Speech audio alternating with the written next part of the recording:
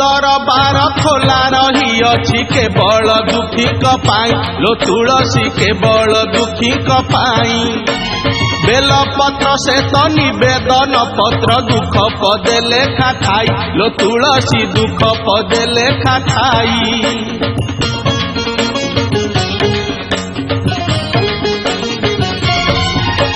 शिव दरबार खोला रही अछि केवल दुखी कपाई लो तुलसी केवल दुखी कपाई बेलपत्र से तो निवेदन पत्र दुख पदे लेखा खाई लो तुलसी दुख पदे लेखा खाई आलो आलो आलो आलो तुलसिया बेलपत्र संग धरी पानी गरियालो बेलपत्र संग धरी पानी गरिया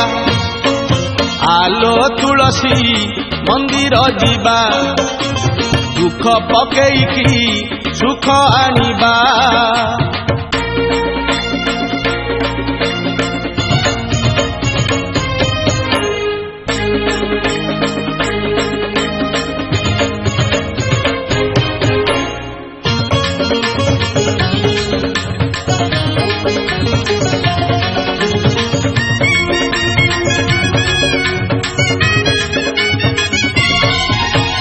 शिव दरबारे तुरंत विचार शिव जे संसारे प्रिय लो तुलसी शिव जे संसारे प्रिय